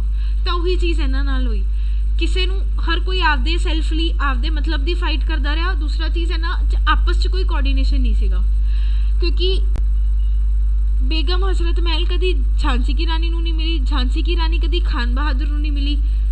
कोआर्ਡੀਨੇਸ਼ਨ किद्दां करनगे? ना उस टाइम ते कम्युनिकेशन, ना ही फोन हुंदा सीगा कि हाँ यार इत्थों तो हले गए ने, उत्थे आ रहे ने, उत्थे संभाल लियो, तो वो भी नहीं सी। तो ये कुछ रीजनस बने कि 1857 का रिवोल्ट जिहड़ा है वो सक्सैसफुल तो नहीं हो पाया, पर एक चीज़ जिहड़ी आपां नूं सिखा के गया कि जे अगर आपां इकट्ठे होईए तां आपां अंग्रेज़ां नूं फाइट दे सकते हैं। लक्ष्मी बाई ते तांतिया टोपे कनैक्टेड सी, बट बाकी नहीं सीगे, ठीक है। नाना साहिब दी हेल्प की सीगी तो तांतिया टोपे ने जदों झांसी तो भज के आ गए सीगे, तो सिर्फ इन्ना कोई इन्ना दा लिंक सीगा आपस च, अदरवाइज होर किसी का कोई लिंक नहीं सीगा आपस च। हाँ, हर आधे आधे शहर च फाइट की ना, आधे आधी जगह तो आधी जगह ते इन्होंने फाइट की।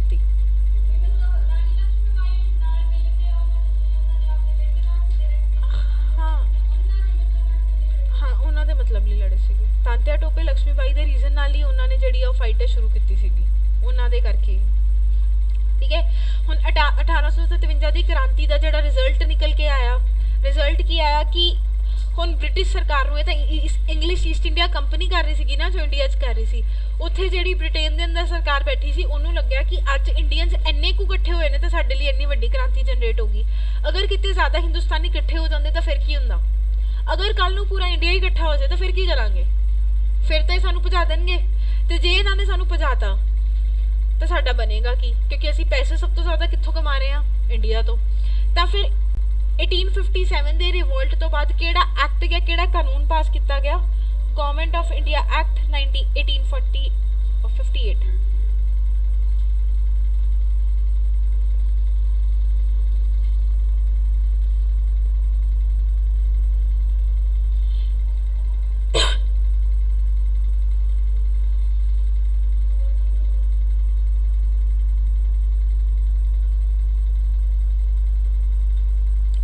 इनू एक्ट ऑफ गुड गवर्नेंस भी क्या जाता, तुहानू पंजाबी च भी इदा ही लिखा आएगा।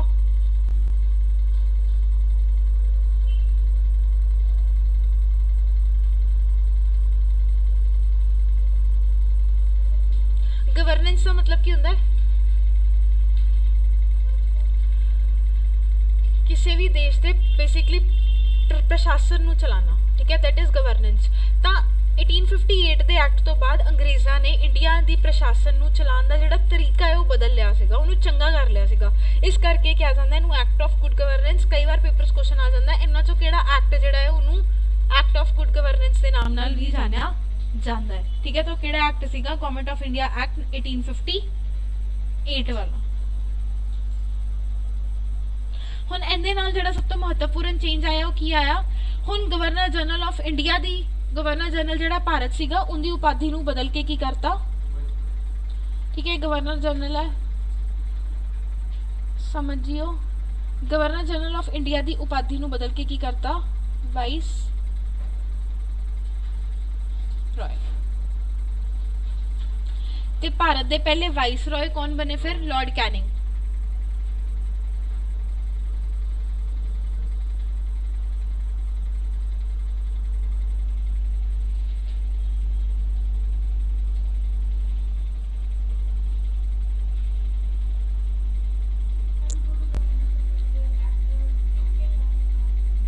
कैनिंग मतलब गवर्नर जनरल तो ये सीगे ना, बाद चो इन्होंने वाइस रॉय बनाता, पर जेडे कोई भी एक्ट होंगे ने ना, जेडे कानून होंगे, ये कभी भी कोई वाइस रॉय या गवर्नर जनरल नहीं लैके आंदा, ये ब्रिटिश पार्लीमेंट लैके आंदी हुंदी सीगी।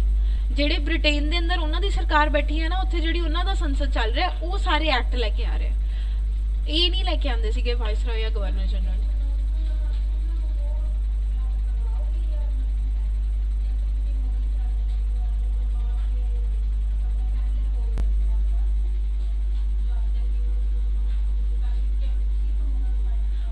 एंशियंट ते मिडीवल हिस्ट्री है, वो अपनी मॉडर्न हिस्ट्री च नहीं आंदा। हाँ करा दूंगी, वो कि जेडे अपने जिदा फाहीन हो गए या जेडे ह्यून सांग हो गए, वो किंदे राज च भारत च आए सीगे, मतलब उस टाइम ते किंदा राज सी जदों ह्यून सांग या फाहीन, यही पूछ रहे हो ना कि वो भारत जदों आए उस टाइम ते भारत ते कौन राज कर रहा सीगा, जिदा जेडे अपने फाहीन सीगे आया हाँ ਜਿਹੜਾ ਕੋਈ ਕਵੀ ਜਿਹੜਾ ਕਿਤੇ ਦਰਬਾਰ 'ਚ ਹੁੰਦਾ ਹੈ, ਰਾਜ ਕਵੀ ਕਿਹੜਾ ਸੀਗਾ, ਹਾਂ ਇਹ ਚੀਜ਼ਾਂ ਆਪਾਂ ਕਰਾਂ, ਉਹ ਏਸ਼ੀਅੰਟ ਤੇ ਮਿਡੀਵਲ ਦਾ ਪਾਰਟ ਆ। ਉਹਦੇ 'ਚ ਕੀ ਹੁੰਦਾ, ਜਿਹੜੇ ਆਪਣੇ ਆਪ ਪੀ ਸਬ ਇੰਸਪੈਕਟਰ ਨੂੰ ਛੱਡ ਕੇ ਹੋਰ ਕਿਸੇ ਤੁਹਾਡੇ ਪੇਪਰ 'ਚ ਏਸ਼ੀਅੰਟ ਤੇ ਮਿਡੀਵਲ ਨਹੀਂ ਆਊਗੀ, ਸਿਰਫ ਇੱਕ ਸਬ ਇੰਸਪੈਕਟਰ ਦੇ ਪੇਪਰ 'ਚ ਆਏਗੀ। ਟੈਟ 'ਚ ਤਾਂ ਨਹੀਂ, ਟੈਟ ਦਾ ਤਾਂ ਸਿਲੇਬਸ ਹੀ ਹੋਰ ਹੋ ਗਿਆ ਨਾ, ਟੈਟ ਤਾਂ ਚੀਜ਼ ਹੀ ਹੋਰ ਹੋਗੀ। ਆਪਾਂ ਨਾਰਮਲ ਕੰਪੀਟੀਟਿਵ ਦੀ ਗੱਲ ਕਰੀਏ ਤਾਂ ਉਹਨਾਂ 'ਚੋਂ ਪੰਜਾਬ ਦੇ ਪੇਪਰਾਂ ਦੀ ਗੱਲ ਕਰੀਏ ਤਾਂ ਸਿਰਫ ਤੁਹਾਡੇ ਪੀਪੀ, ਅੱਛਾ ਹਾਂਜੀ, ਸਬ ਇੰਸਪੈਕਟਰ 'ਚ ਨਾ ਇਹ ਮੰਨ ਕੇ ਚਲੋ ਜੇ ਹਿਸਟਰੀ ਦੇ 4 ਕੁਐਸਚਨ ਆ ਰਹੇ ਨੇ, ਇੱਕ एशियंट या मिडीवल नहीं आया चांस, क्योंकि पंजाब जनरली एशियंट ते मिडीवल टेट एक्सेप्शन है, वो तो चलो अपना जॉब ही कोई होर होगी ना, वो तो पढ़ाने का पेपर है ना। टेट नूं इलावा जेडे टीचिंग एग्जाम्स ने उन्हां तो इलावा कंपटीशन दे अंदर पंजाब एशियंट ते मिडीवल नहीं पुछदा, एक्सेप्ट पंजाब सिविल सर्विसेज दे जेडे पेपर हुंदे, जेडे पेपर पीपीएससी लैंदी है ना, पंजाब पब्लिक सर्विस कमीशन, उन्हां सिर्फ एशियंट ते मिडीवल पूछी जा सकती है। अदरवाइज साडे PSSB बोर्ड के पेपर च मतलब 0 पॉइंट समथिंग चांसेस ने कि एशियंट ते मिडीवल दा कोई क्वेश्चन आ जाए, अदरवाइज नहीं आए। फेस्टिवल्स कराए सी, हले डांस नहीं कराए मैं, थोड़ी अच्छी बोलो। फेस्टिवल ते डांसेस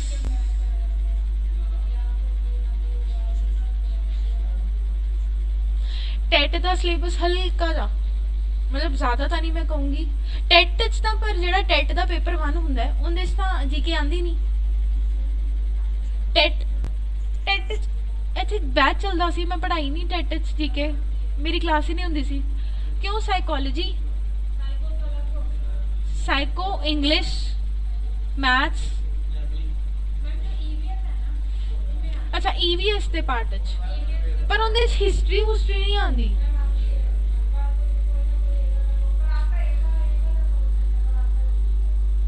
अच्छा हिस्ट्री बहुत हो गई है ना। एक आप हम जनरल जो टॉपिक करने हैं नॉर्मल रेवोल्यूशंस, या जिन्होंने आप कहते हैं कलर्ड रेवोल्यूशंस।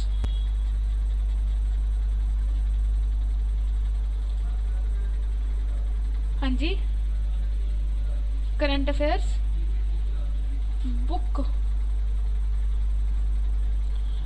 बुक के नाम से तो मैं आ ही कहूँगी फिर ज्ञानम दी मैगजीन पढ़ लो, बेस्ट है, क्योंकि वो एक सब तो पतली है, कॉस्ट वाइज इफेक्टिव है, महंगी नहीं हैगी, ठीक है, अफसोस भी नहीं होता जो नहीं भी पड़ेगी तो 60-70 रुपए दी है, ठीक है।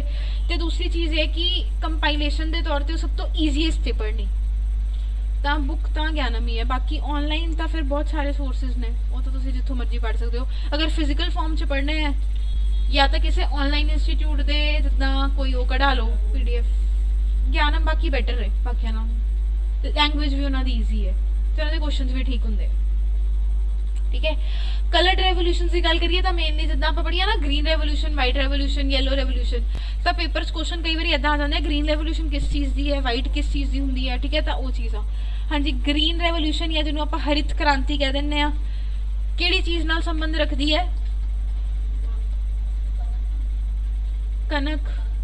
बेसिकली ग्रीन रेवोल्यूशन ना आप एग्रीकल्चर दी रेवोल्यूशन कह दें, पर मेनली हरित क्रांति।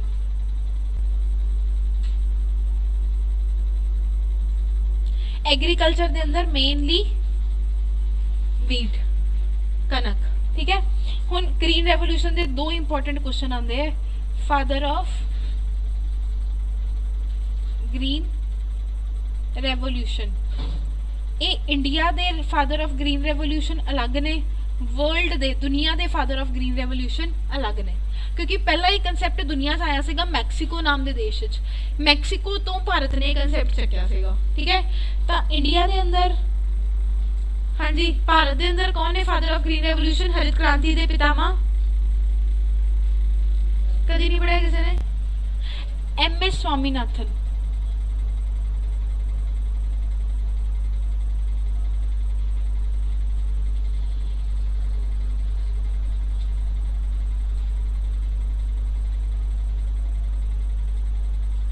MS Swaminathan.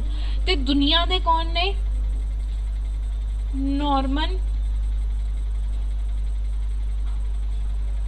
Borlaug.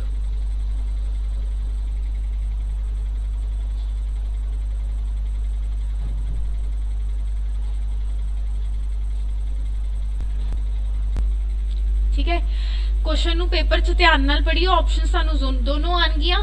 Father of green revolution in India पूछा गया या father of green revolution in the world पूछा गया। इंडिया दे एम एस स्वामीनाथन है, वर्ल्ड दे नॉर्मन बारलोग है। अच्छा, जेडी अपनी आ ग्रीन रेवोल्यूशन है, इनदे अंदर बेसिकली की तरीका अपनाया गया सीगा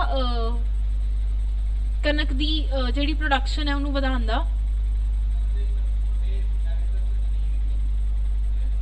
एग्रीकल्चर दी नहीं हैगी, किंदी है? वीट ते राइस एग्रीकल्चर ही हुंदे। नॉर्मली की हुंदा है, नहीं पता की हुंदा है, ऑप्शन से डिपेंड करता है। अगर तो तुहानू क्रॉप्स ने ऑप्शन फिर तुहानू wheat rice आऊगा।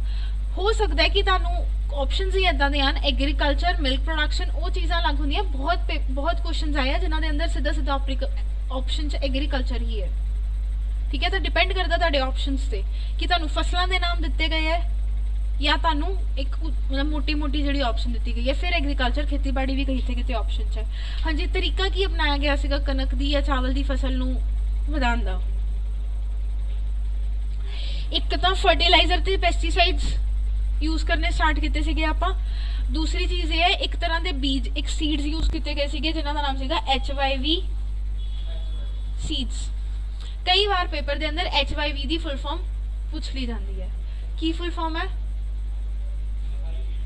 High yielding variety seeds.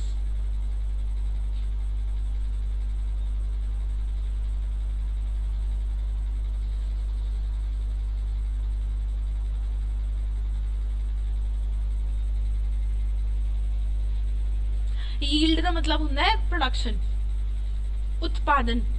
ठीक है, तो ज्यादा उत्पादन वाले जेडे सीड्स है, ये सीड्स ऑलरेडी फर्टिलाइज होंदे सीगे, जेडी फसल की जेडी प्रोडक्शन है उन्होंने इंक्रीज कर देनी सी। ऑलरेडी जर्मिनेटेड सीड होंदे सीगे। पेस्टिसाइड्स एंड फर्टिलाइजर,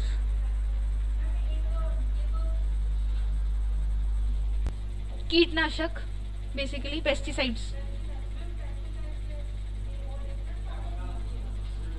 कितना कितना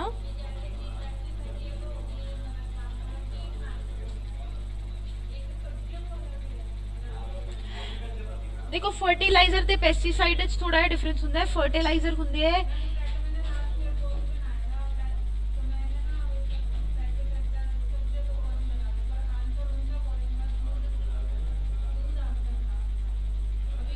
क्वेश्चन, वैसे भी वो साइंस, वो EVS वाले कई बार साइंस से रिलेटेड भी।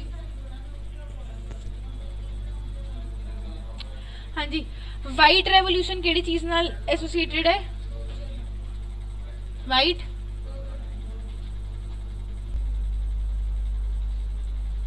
Father of white revolution in India?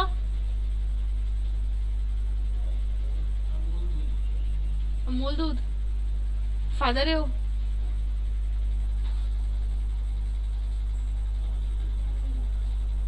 Varghese Kurien.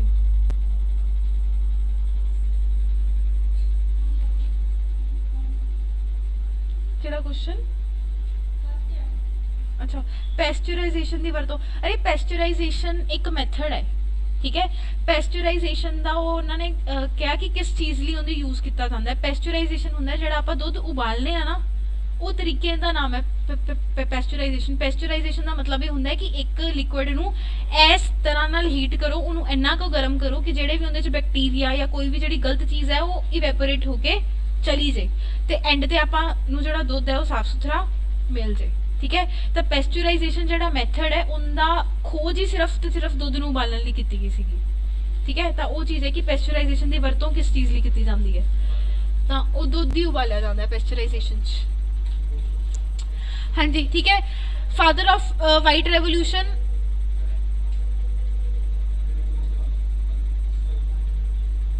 ठीक है, तो फादर ऑफ मिल्क रेवोल्यूशन या वाइट रेवोल्यूशन किन्हों कहा जाता है? वर्गीस कुरियन नू। पंजाबी च है इन्हों का वर्गीस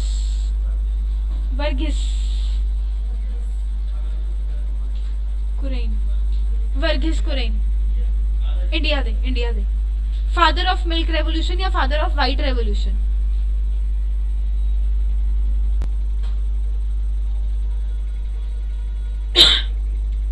वर्गीस कुरेन इन्हां दा बर्थ डेट चेक कर लियो, मैनूं याद नहीं आई जांदा। इन्हां दे बर्थडे वाले दिन नैशनल मिल्क डे भी मनाया जाता है।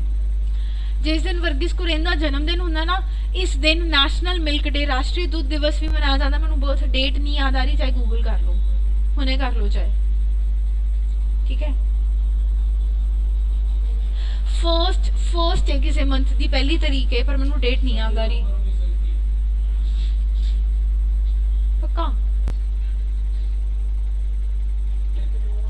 1 जून है, मैं क्या फर्स्ट है, मैंने इन्ना याद है, पर मैंने मंथ नहीं याद सेगा। फर्स्ट ही है, फर्स्ट वाला जो है वही है, ठीक है। ग्रीन ते वाइट हो गई अपनी। उस तो बाद आ गई अपनी ब्लैक रेवोल्यूशन।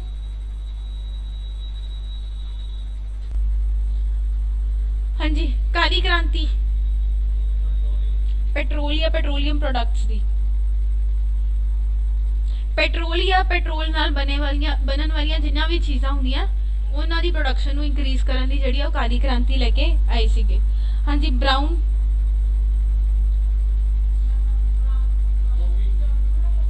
लैदर या किते किते, हाँ जी बिल्कुल, उन्दा कोकोआ भी दिता होया जिथे जिंदे तो बेसिकली कॉफी बीन्स निकलते हैं, ठीक है। उस तो बाद आ गई अपने कोल रेड दे ना 2 आंसर्स बनते हैं, ठीक है। एक बनता है टमाटो, दूसरा बनता है मीट। ऑप्शन से डिपेंड करता है तानू मीट दिता है या टमाटो दिता है। दोनों नहीं दिते होंगे, अगर दोनों सपोज, चलो वैसे तो नहीं देने चाहिए, अगर दोनों दे भी देंगे तो मीट नूं ज़्यादा इंपॉर्टेंस दी। पहली गल तो वैसे नहीं आएंगे दोनों कट्ठे, ठीक है।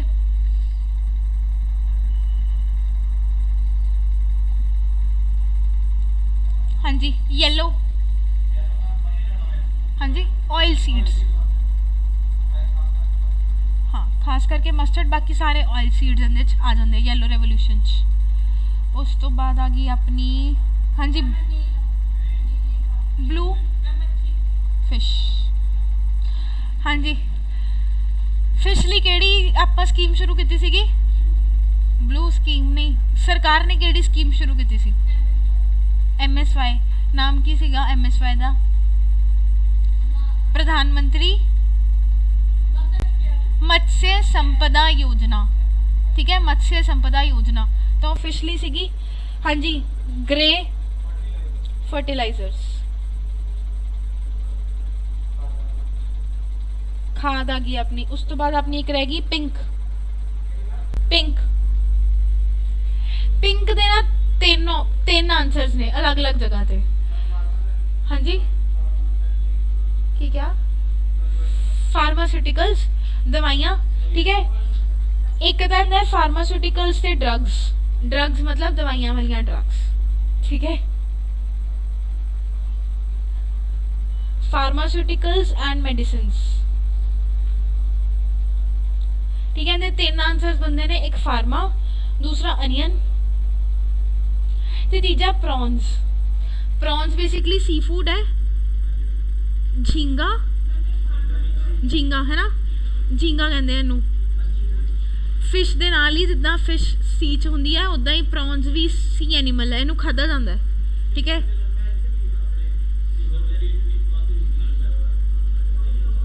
हाँ, या अनियन या प्रॉन्स, ठीक है, इनू झींगा कह देंगे हैं। तो फार्मास्यूटिकल्स एंड मेडिसिन इन्हें 3 ऑप्शंस बनते हैं, मतलब 3 आंसर्स बनते हैं अलग अलग जगह पे। Gold, silver, fiber, gold, fibre,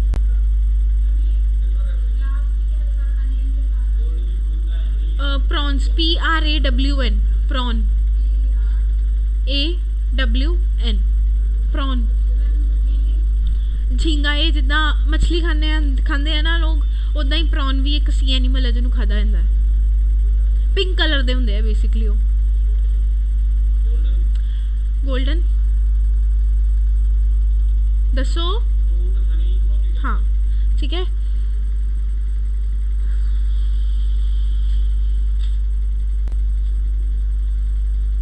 Honey या फिर हॉर्टिकल्चर बेसिकली हुंदी ही फ्रूट्स ते वेजिटेबल्स या फ्लावर्स की जिहड़ी खेती है, ठीक है। तो हॉर्टिकल्चर।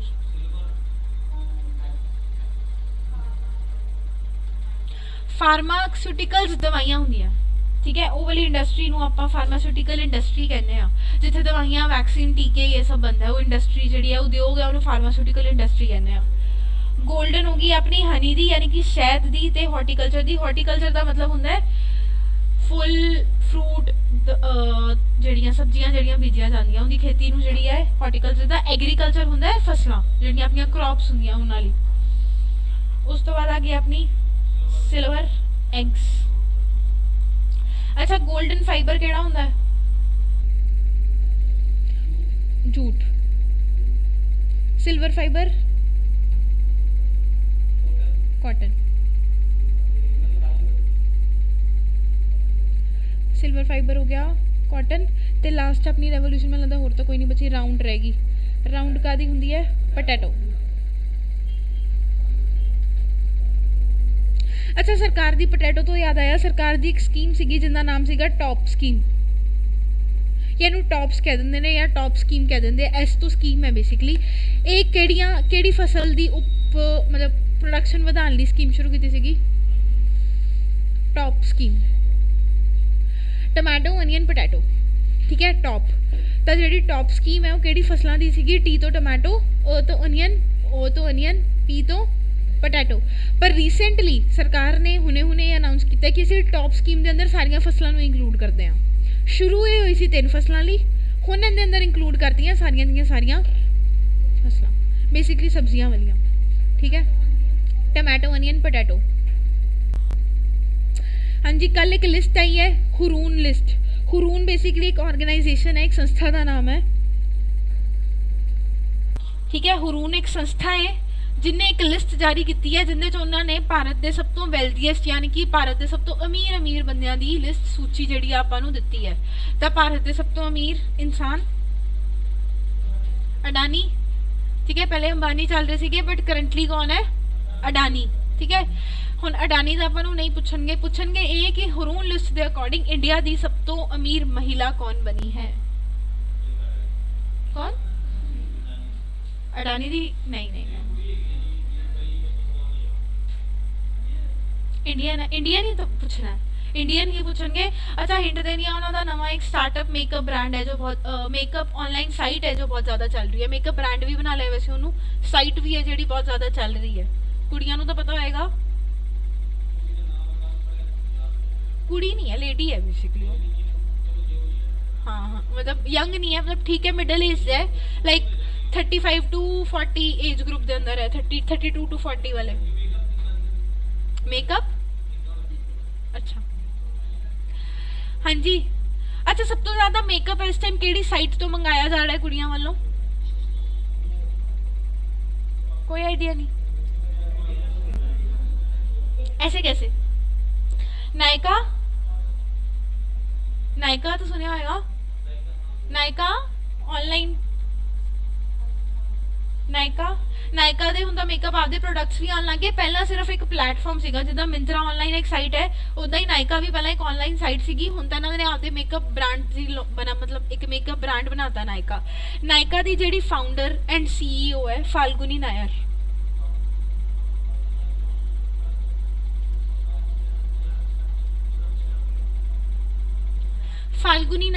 फाल्गुनी नायर इस टाइम इंडिया की सब तो अमीर सैल्फ मेड वूमन है। जो तुम कह रहे हो अडानी की वाइफ या अंबानी की वाइफ, उन्होंने आप नहीं कुछ किया। मैं मन्नी कि उन्होंने नाम बहुत लखा करोड़ा अरबों के शेयर्स होंगे, बट गल है कि उन्होंने हसबैंड ने या उन्होंने फादर ने उन्होंने वो चीज़ बना के दी थी उन्होंने नाम करती।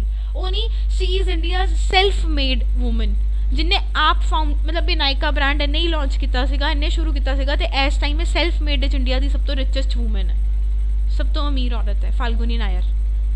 अच्छा नायका दे अंदर केड़ियां 2 एक्ट्रेस दे शेयर्स है?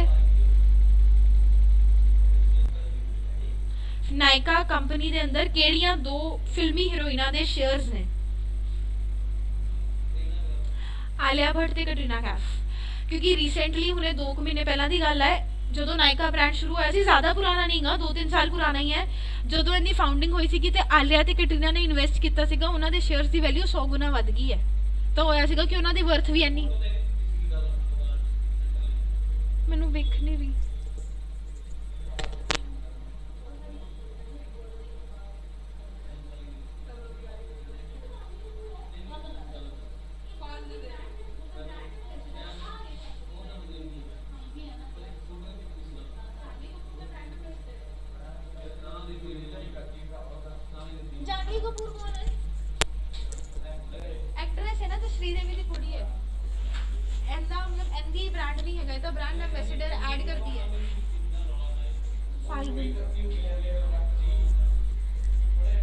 ठीक है, तो Falguni Nair self made richest women, self made यानी कि जिन्हें सब कुछ आप खड़ा किया है, ठीक है, self made richest women of India.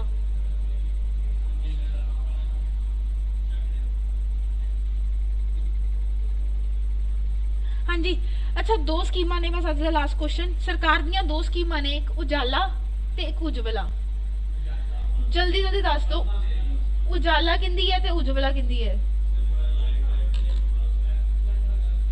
एक गैस सिलेंडर दी, एक एलईडी बल्ब दी है, केड़ी किंदी है दस दो जल्दी जल्दी। उजाला, ठीक है, उजाला एलईडी बल्ब्स वाली है, उज्जवला जिहड़ी है वो गैस सिलेंडर वाली है। ये पेपर च बहुत ज़्यादा कन्फ्यूजन रहिंदी है, तो याद रखोगे उजाला घर च लाइट आती है किंदे नाल, एलईडी बल्ब नाल। उजाला भी, हाँ हाँ, इहदा नाम भी पीएम उजाला स्कीम है, उनका नाम भी पीएम उज्जवला स्कीम है, ठीक है। उज्जवला जिहड़ी है वो एलपीजी सिलेंडर्स लिए। एलपीजी की फुल फॉर्म दसोगे माड़ी जी? लिक्विफाइड पेट्रोलियम गैस, ठीक है, एलपीजी की फुल फॉर्म है लिक्विफाइड पेट्रोलियम गैस। आज नहीं है, नहीं बाकी करते हैं।